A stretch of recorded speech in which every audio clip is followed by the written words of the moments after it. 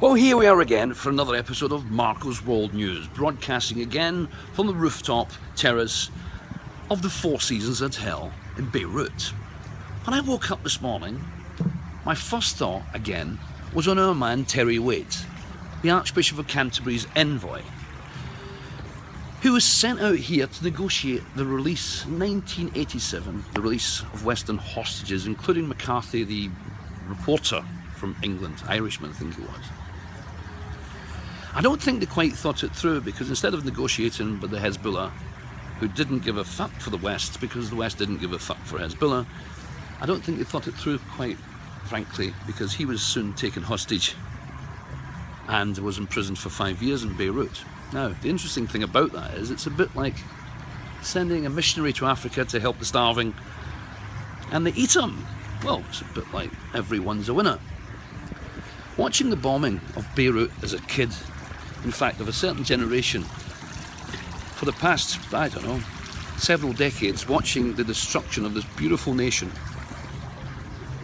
it becomes synonymous, the word or the phrase, "it's like Beirut," entered English parlance and a new idiom was formed, which meant all things destroyed or derelict. Well, actually, this place has been razed to the ground and destroyed 7 times throughout history, and every single time it's bounced back. It's like the magic rubber ball, just keeps bouncing back. In fact, it's one of the most sophisticated countries and cities I've been in. It's astonishing what they've done. In fact, it should be synonymous with the phoenix, because this city truly is the phoenix that keeps rising from the ashes. A very, very resilient race indeed. In fact, it's brought us so much. They've got 40 different daily newspapers. There's 40 banks here. I don't mean branches, I mean different banks. There's 42 universities.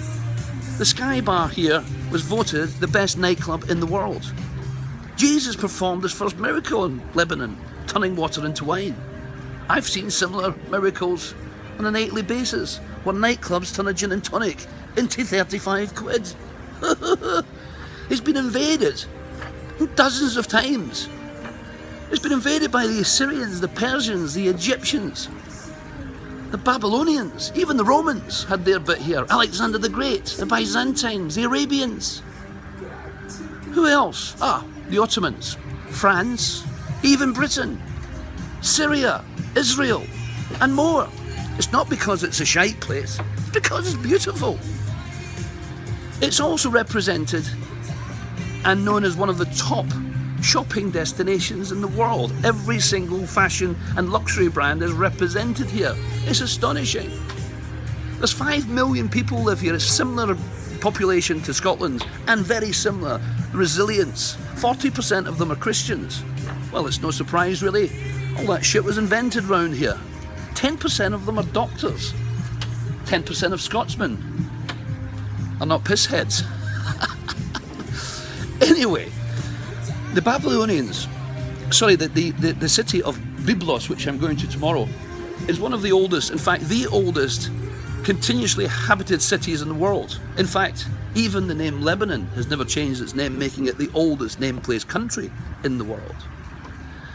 It's also the smallest country in Asia. It's almost encircled by Syria. The hostilities round here means these people round here have never seen peace, but as such, a peaceful race. Anyway, tune in next week for some more shite news. But just before I go, this city has given us so much. In fact, just down there is where Hanna and Barbera were actually born. Yes, the creators of Tom and Jerry. How fucking weird. Tune in for some more shite news.